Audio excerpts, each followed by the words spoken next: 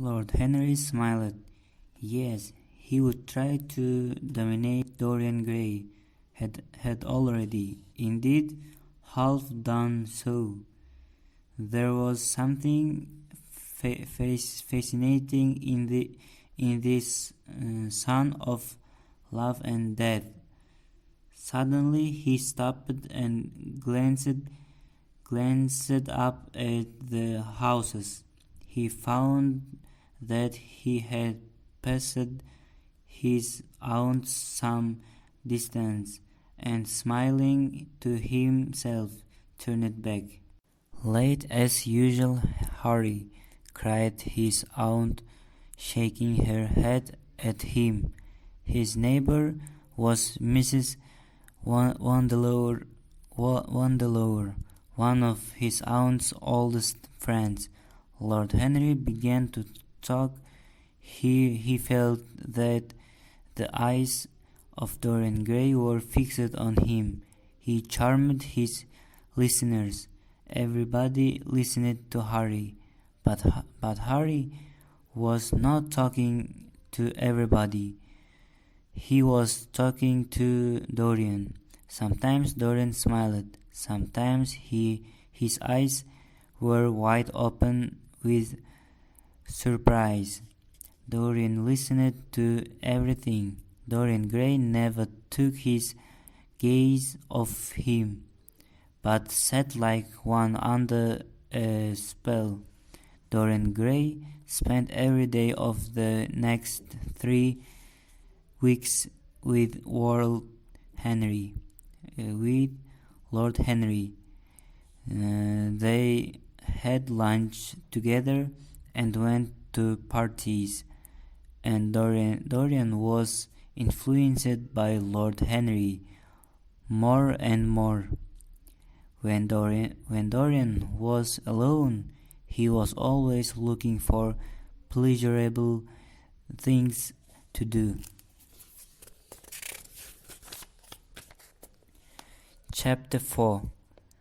One afternoon, a month later, Dorian Gray was sitting in a luxurious armchair in the little library of Lord Henry's house in Mayfair. Lord Henry had not yet come in. He was always late. Dorian Gray was bored, and once or twice he thought of going away. At last he heard a step outside and the door opened. "How late you are, Harry," he said. "I'm afraid it is not Harry, Mr. Gray. It is only his wife." He looked around quickly and got to his feet. "I'm sorry, I thought. I know you quite well by your photographs. I think my husband has got 17 of them." "Not 17, Lady Henry." "Well, 18 then. And I saw you with him I saw you with him the other night at the theater. But here is Harry." Lord Henry smiled at them both. "So sorry I'm late, Dorian. I'm afraid I must go," said Lady Henry. "Goodbye, Mr. Gray." "Goodbye, Harry. You are eating out, I suppose." "I'm too. Perhaps I will see you later." "Perhaps, my dear," said Lord Henry, shutting the door behind her. Then he lit a cigarette and threw himself down on the sofa. Never marry a woman with straw-colored hair, Dorian, he said. Why, Harry? Because they are so sentimental. But I like sentimental people. Never marry at all, Dorian. Men marry because they are tired. Women uh, cu- because they are curious. Curious. Both are disappointed. I don't think I will marry Harry. I am too much in love. I am in love with the most beautiful girl. Who are you in love with? Asked Lord Henry after a pause. With an actress, said Dorian Gray. His face became red. How ordinary! You would not say that if you saw her, Harry. Who is she? Her name is Sybil Vane. Sybil Vane. I've never heard of her. No one has. People will someday, though. She is genius. My dear boy, no woman is a genius. Women never have anything to say, but they say it charmingly. Ah, Harry, your views terrify me. Never mind that. How long have you known her? About 3 weeks. And where did you meet her? I will tell you, Harry, but you must not laugh. You mustn't laugh at me. I met her because of you. Because of me? Yes, you told me to find out about life. You taught me to enjoy life, the good things and the evil things. For days after I met you, I searched the streets for beauty. I walked around London. There was excitement and danger everywhere. I knew that something wonderful was going to happen. I walked around the East End until I found a dirty little theater. I see you are laughing. It is horrible of you. I am not laughing, Dorian. Go on with your story. The play was Romeo and Juliet. Romeo was a fat, ugly old actor, but Juliet was a beautiful young actress. She was about 17 years old. Her hair was dark brown. Her face was small and pale, like a little flower. Her eyes were large and dark blue. I fell in love with her immediately, Harry. She was the loveliest thing I had ever seen in my life. Why didn't you tell me about actresses? Because everybody falls in love with actresses, Dorian, said Lord Henry. When did you meet her? I went back the next night and the night after that. On the third evening, I waited for her outside the theater. What was what was she like? Sybil. Oh, she was shy and gentle. There is something of a child about her, she said quite simply to me. You look more like a prince. I must call you Prince Charming. Miss Sibyl knows how to flatter you. You don't understand her, Harry.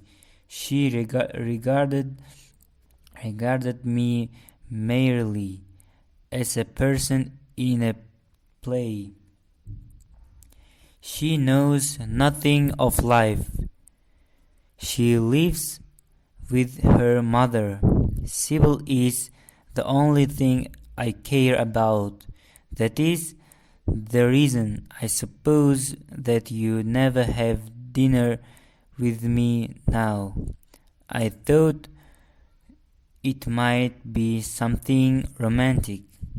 My dear Harry, we eat together every day, said Dorian. You always come very late. Well, I have to see Sybil play, he cried. Can you have dinner with me tonight, Dorian? He shook his head. Tonight she is Imogen, he answered, and tomorrow night she will be Juliet. When is she Sybil Vane? Never. I congratulate you. How horrible you are. She is all the great heroines of the world in one. I love her and I must make her love me. You who know all the secrets of life, tell me how to charm Sybil Vane to love me. I want to make Romeo jealous. I want you and Basil to come and watch her tomorrow night. You are certain to recognize that she is wonderful. All right. Tomorrow evening, will you see Basil before then, or shall I write to him? Dear Basil, I haven't seen him for a week. It is rather horrible of me, as he sent me my portrait a few days ago. I love looking at it. Perhaps you should write to him. I don't want to see him alone. He says things that annoy me. He gives me good advice. Lord Henry smiled. People are very fond of giving away advice they need themselves.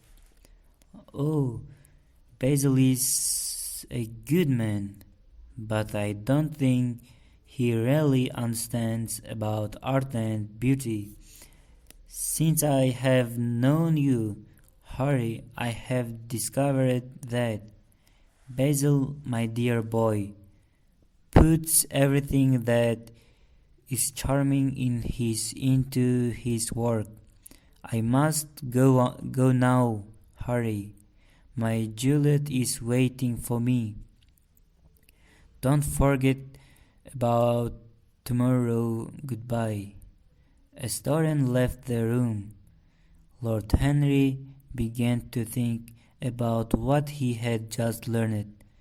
Certainly few people had ever interested him so much as Dorian Gray. Yet the match worship of this actress did not make him annoyed or jealous. He was pleased by it. It made the boy more interesting to study. Soul and body and soul. How my mysterious they were. There was animalism in the soul, and the body had its moments of spirituality. When he arrived home, about 12:30, he saw a telegram lying on the ball table. He opened it and found it was from Dorian Gray. Dorian Gray was going to marry Sybil Vane. Chapter 5. Mother, I am so happy, whispered Sybil Vane. I am so happy, and you must be happy too. Mrs. Vane did not look very happy. She was a small, thin woman who always looked tired. There was a lot of makeup on her face and on her dry, thin mouth. I'm only happy, Sybil, when I see you act. You must not think of anything but your acting. Mr. Essex has been very good to us, and we owe him money. Money, mother, she cried. What does money better? Is more than money. Love is more than money. Oh, Sybil, said Mrs. Vane, you must not think about the young man who comes to the theater. You must think about your acting. Mr. Essex will be angry if you don't act well. He has given us a lot of money, and you mustn't make a theater manager angry. You must not forget that, Sybil. 50 pounds is very large sum. Mr. Essex has been most considerate. I don't like Mr. Essex, mother, and I don't care about money, replied Sybil. I'm in love with Prince Charming. Sybil, Mr. Essex gave us 50 pounds to pay our bills and buy clothes for James. You love James. You love your brother, don't you? Don't you? Said Mrs. Vane. Yes, of course, I do, replied Sybil. But we have Prince Charming now. He will help us. We don't need Mr. Essex. Sybil Vane lived with her mother and brother, James. They lived in London, but they lived in a small house in the north of London, a long way from Lord Henry's large, expensive house. It was the day after Sybil had become engaged to Dorian. Sybil and her mother were talking in their small living room. "My child," said her mother, "you are too young to think of falling in love. Besides, what do you know of this young man? You don't even know his name. I'm very worried about you. And you know James is going away tomorrow. I'm worried about James too. James is going away to Australia, and you have fallen in love. But if he is rich, mother, let me be happy." At that moment, the door opened and James Wayne came into the room. He was 16 years old and he did not look like his sister. Sybil was small and beautiful with shining brown hair. James was large with big hands and feet. His hair was dull and dark and not well combed, and there was something rough and angry in his expression.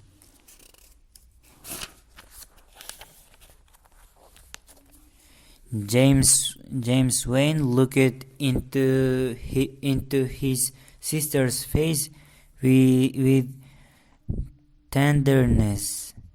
"I want you to come out with me for a walk, Sybil. I don't suppose I shall ever see this horrid London again. I'm sure I don't want to." "My son, don't say such dreadful things," murmured Mrs. Wayne. Sybil went to get her coat and James spoke to his mother. "I'm worried about Sybil," he said. I hear a gentleman comes every night to the theater and goes behind to talk to her. Is that right?" "What about that?" "Don't worry, James," Mrs. Wayne replied. "Young men often fall in love with actresses, but you don't know his name," said James angrily. "Mother, you must take care of Sybil." Sybil and James went for a walk in Hyde Park. The park was busy. There were lots of people sitting in carriages pulled by horses. Sybil was happy. I think you will have a wonderful life in Australia, James. I think you will become rich." She stopped speaking because James was not listening to her. "You are not listening to a word I'm saying, Jim," cried Sybil. "And I'm making the most delightful plans for your future. Do say something. What's bothering you? What's bothering you?"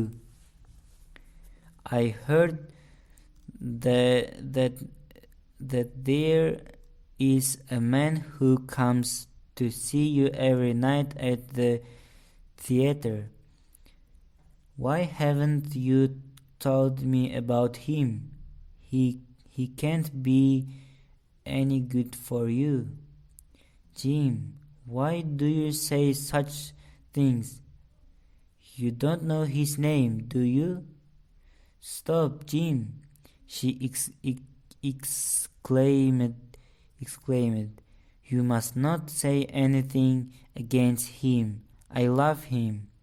I call him Prince Charming. I will love him forever." "You don't know his name," James said again angrily. "He is a rich young man, and he will not marry you." "He is a prince," she cried musically. "What more do you want?" "He wants to enslave you. Sybil, you are mad about him." She laughed and took his arm. Just then a carriage drove by. There were two women in it and a young man with curly blonde hair and laughing eyes. "Oh, look, there he is. He's in that carriage," Sybil shouted. "Who?" Prince Charming." "Where? Show him to me." She pointed across the park at a carriage. James looked across the park, but at that moment another carriage suddenly passed in front of the brother and sister. James never saw Prince Charming. "Oh dear," said Sybil. "I wanted you to see him." "I wanted to see him too," replied her brother, "because I will kill him if he ever hurts you. Do you hear me, Sybil? I will kill him." James Wayne's eyes looked red with anger.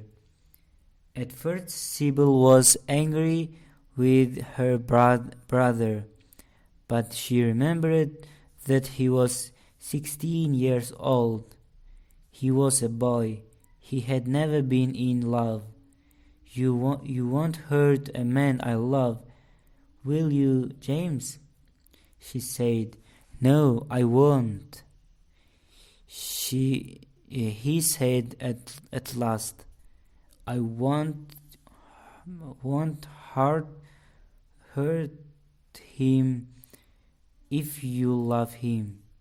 I will always love Prince Charming," said Sybil, "and he will always love me."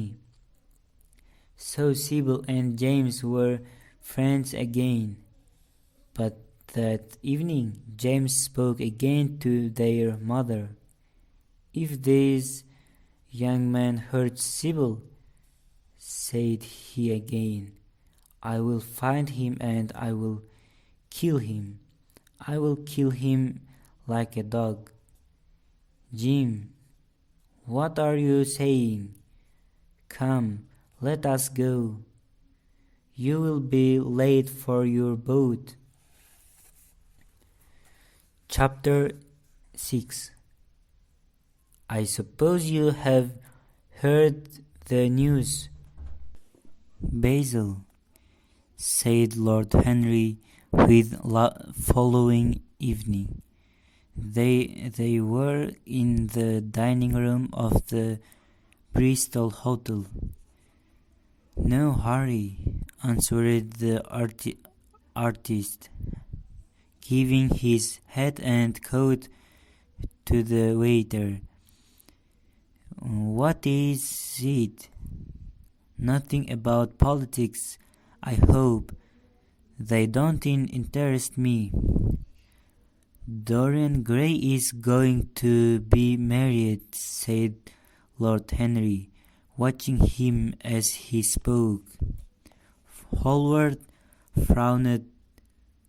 I suppose impossible, he cried. It is perfectly true. To whom? To some little actors. I can't believe it. Dorian is far too sensible.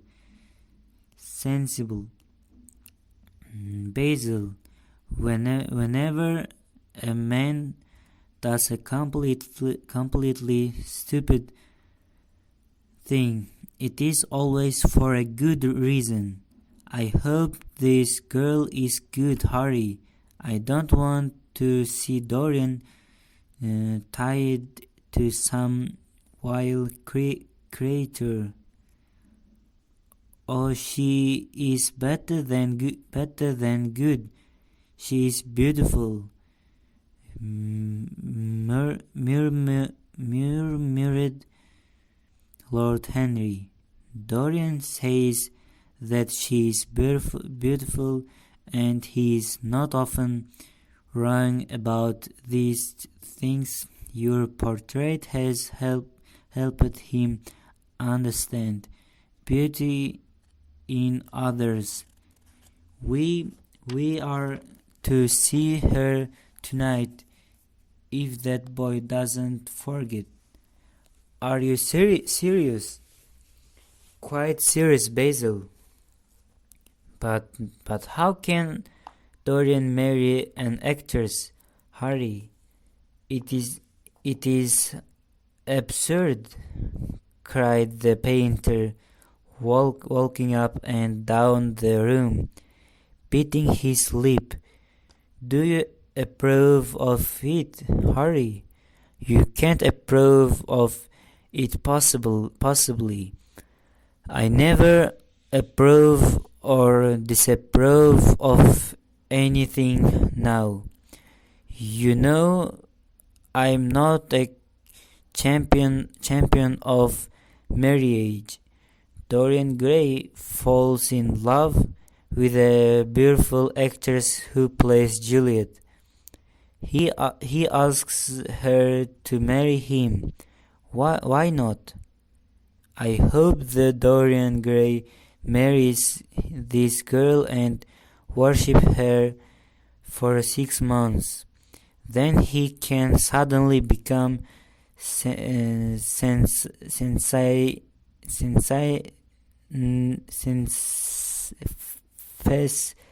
fascinated by another woman. You don't mean a single word of that, Harry. I know you don't really want Dorian Gray's life to be spoiled.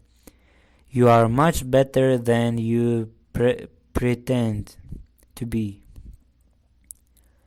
Lord Henry laughed.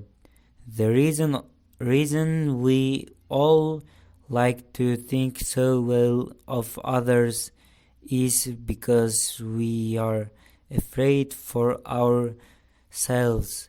But here is Dorian himself. He will tell you more than I can.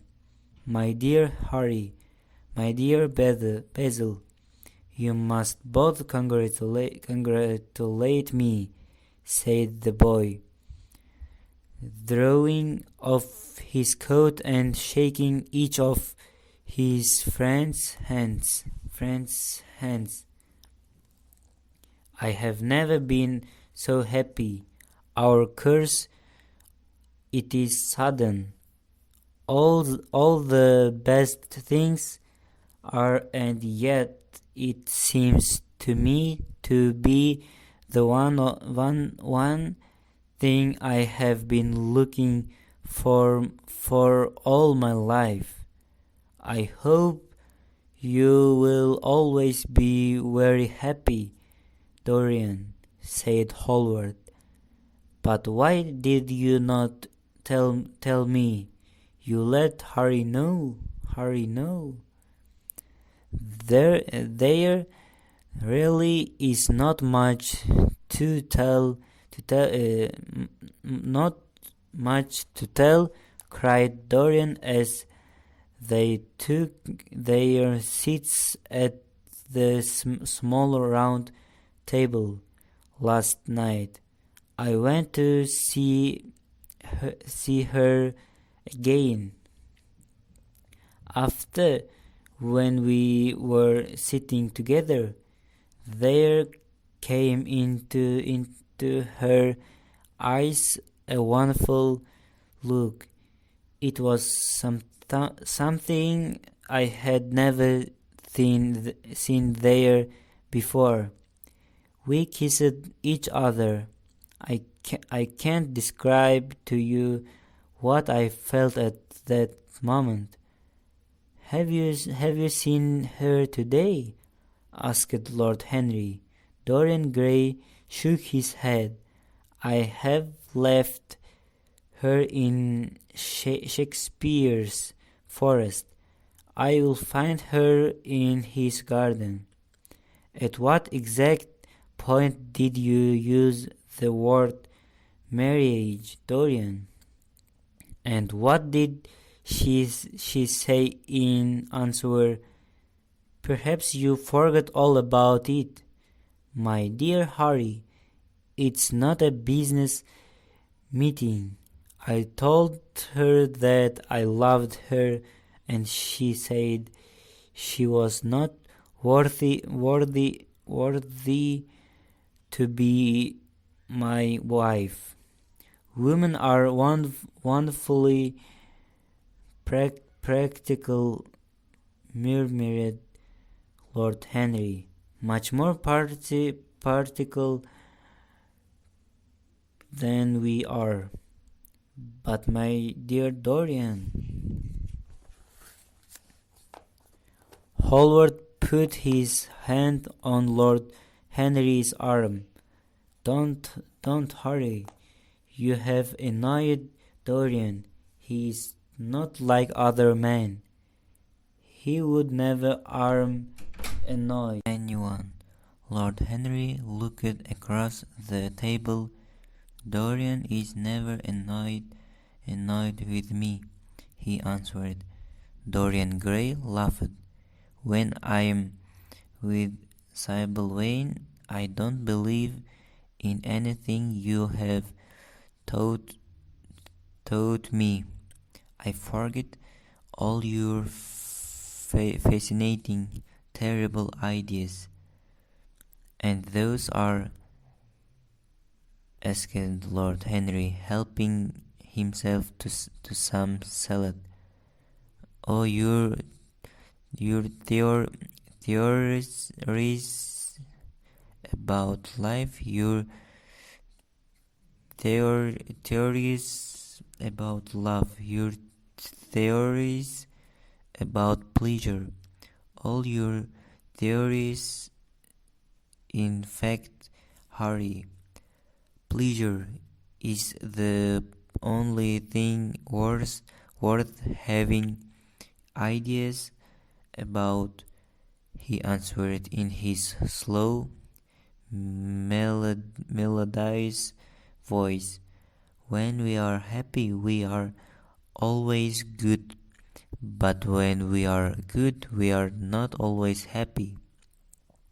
I know that pleasure is, cried Dorian Gray. It is to worship someone. That that is certainly better than when someone you worships you. Harry, you are terrible. I don't know why I like you so much. Let us go down to the theater. When you see Sybil, you will change your ideas. They got up and put on their coats.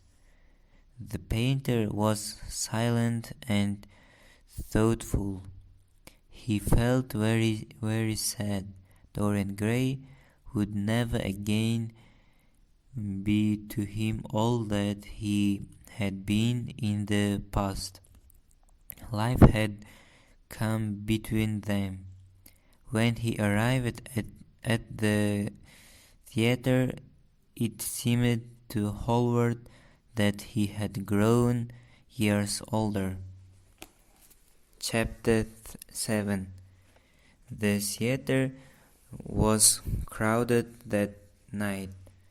It was terribly hot, and there were young people shouting to each other from across seats. Women were laughing loudly, and their voices sounded horrible. People were eating oranges and drinking from bottles. Their voices were horribly shrill and discordant. What a place to find the perfect girl in, said Lord Henry. Yes, answered Dorian Gray. It was her. I found her. When you see her act, you will forget that you are in London.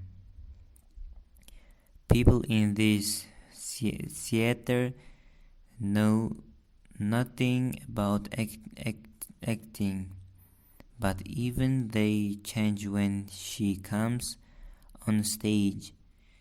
These ugly people become quite different when she appears. They sit silently and watch her. They weep and laugh as she wills them to do. I understand that you mean, Dorian,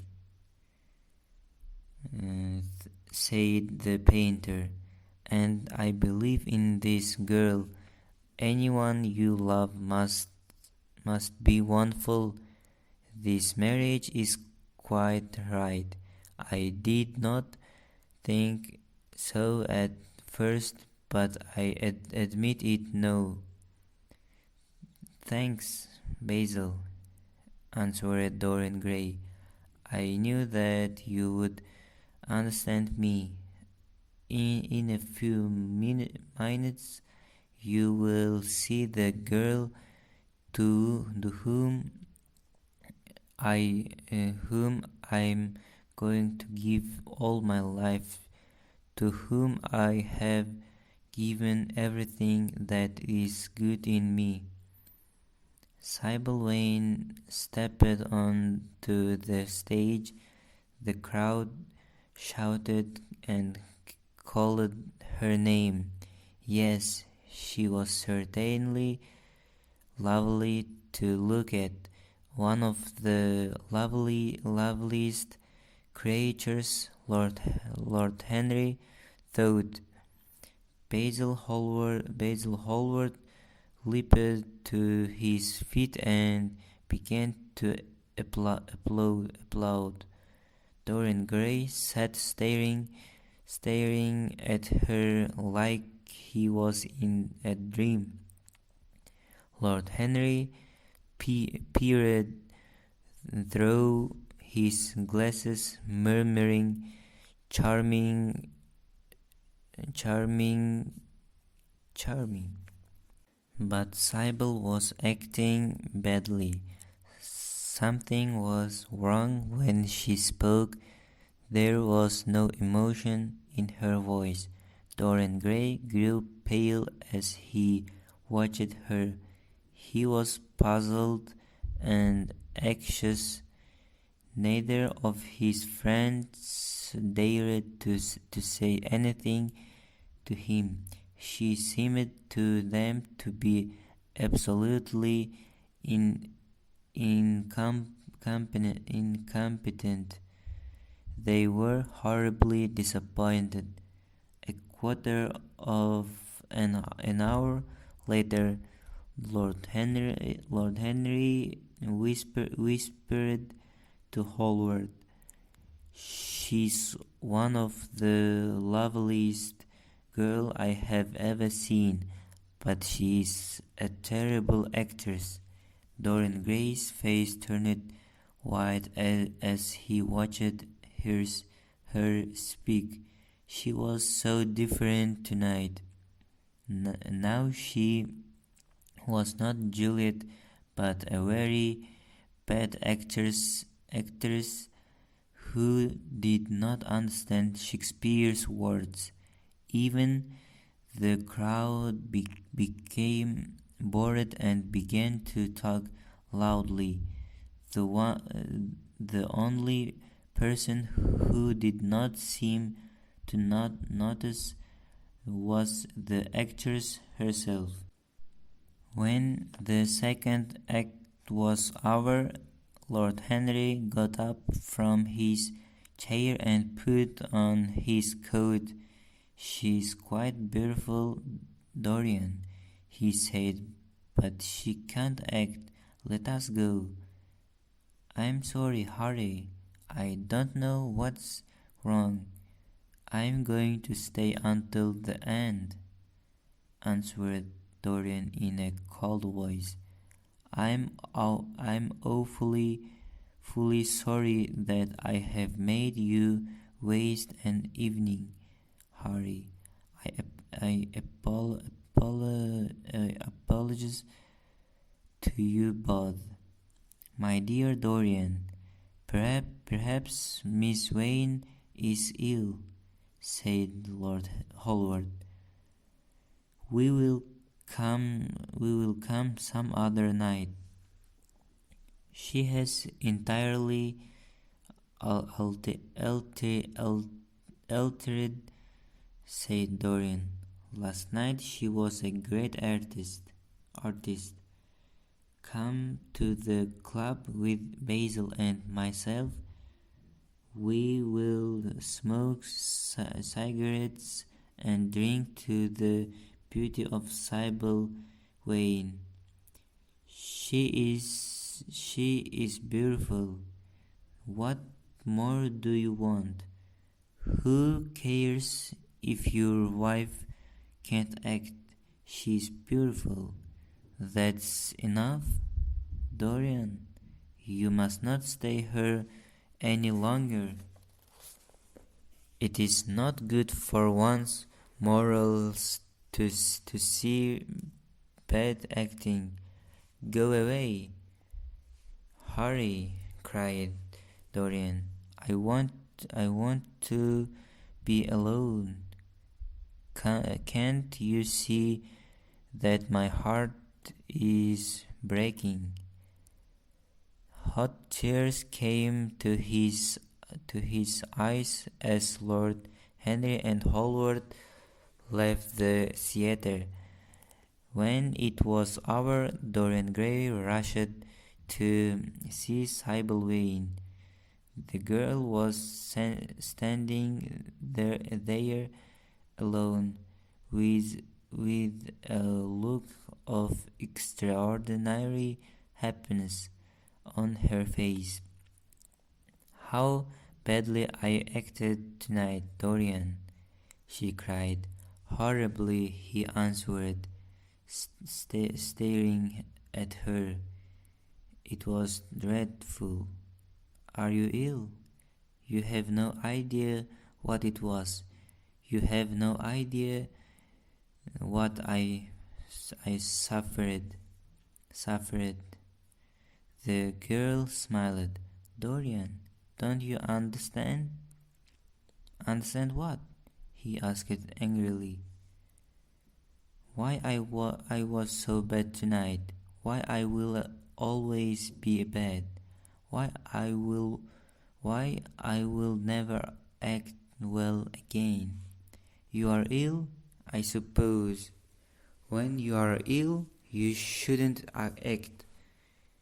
You make yourself ridiculous. My friends were bored. I was bored. Dorian, she cried.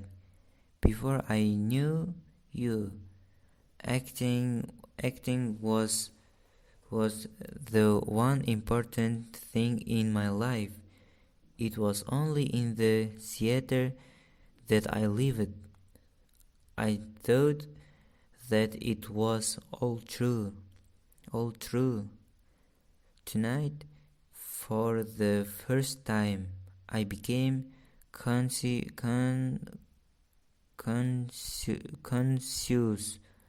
that the Romeo was hideous and old and painted, that the moonlight in the orchard was false, that the scenery was vulgar, and that the words I had to speak were unreal, were not my words, were not what I wanted to say. I saw that I was playing at love. Our love for each other is the only true love. I cannot act anymore because I have found true love. How can I act like Juliet when I do not feel her love? I only feel my love for you, Dorian. Take me away with you, Dorian. I don't want to be an actress anymore. He threw himself down on the sofa and turned away his face. You have killed my love for you. I loved you because I thought you were a great actress. I thought you would be famous and have my name. Now I see that you are nothing but a pretty face. Sibyl's face turned white. She walked up to Dorian and tried to touch his arm. Dorian, you can't be serious. Don't touch me. You have spoiled the romance of my life. You are not who I thought you were. The girl grew white and trembled. You are not serious, Dorian. You are acting. She whispered, putting her hand on his arm. He pushed her back. Acting. I leave that to you. You do it so well. He answered bit bitterly. I'm going, he said at last in his calm, clear voice.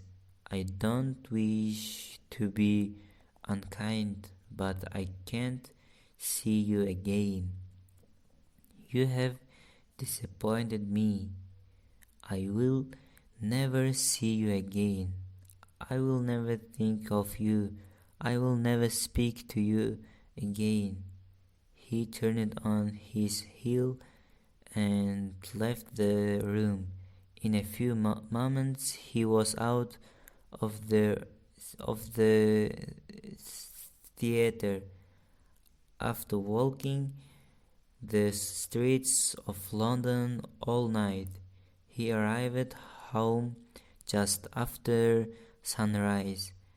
As he passed through the library, he saw the portrait that Basil Hallward had painted of him. He stared at it in surprise and walked on into his bedroom. He took his coat off and stood next to his bed. A few moments later, he returned to the picture and looked at it closely. In the poor light, the face seemed to have changed a little. Now the mouth looked cruel. It was certainly strange. He walked to the window and opened the curtains. The light changed the room, but the face stayed the same. Going back to his bedroom, he found a small mirror that had been a present from Lord Henry. He rubbed his eyes and came close to the picture and examined it again. There were no signs of any change when he looked into the actual painting, and yet there was no doubt that the whole expression had altered. He began to think. Suddenly he remembered what he had said in Basil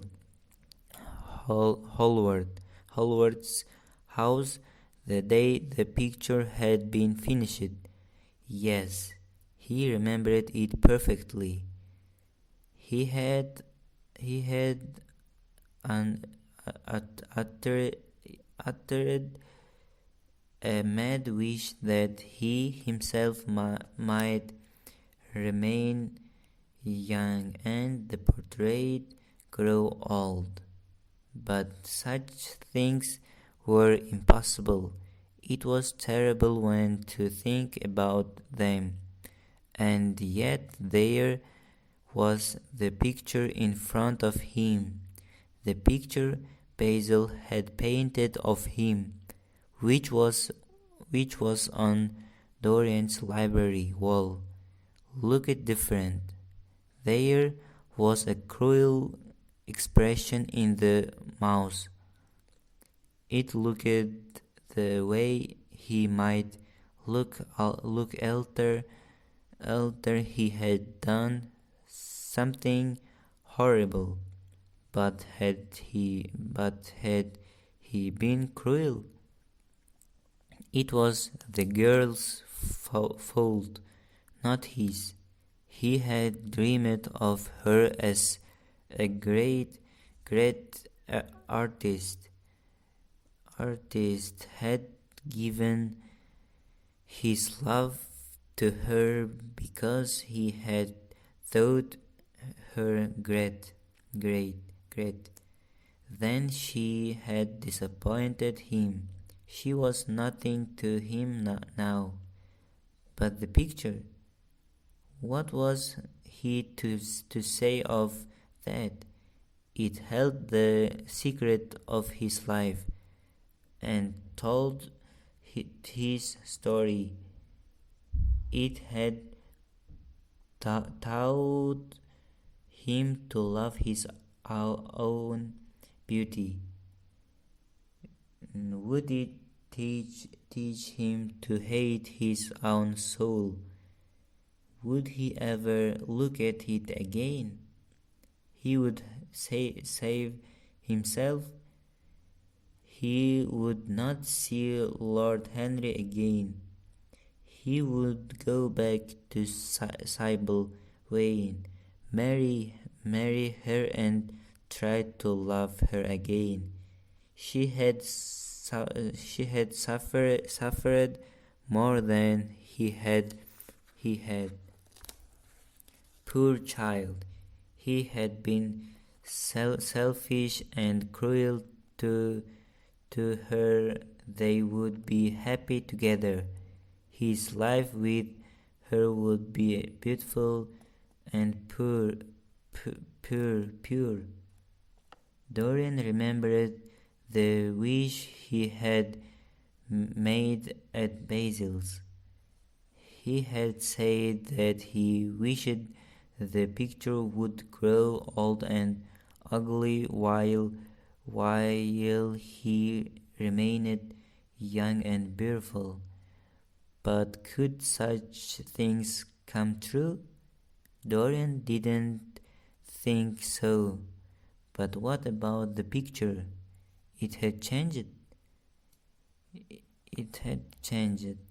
Was it because of the way he had acted towards Sybil? Dorian was tired. He did not want to look at the picture anymore. He put a screen in front of it and then went to bed. How horrible, he said to himself, and he walked across to the window and opened it. When he stepped out onto the grass, he took a deep breath. He thought only of Sybil. A faint echo of his love came back to him. He repeated her name over and over again.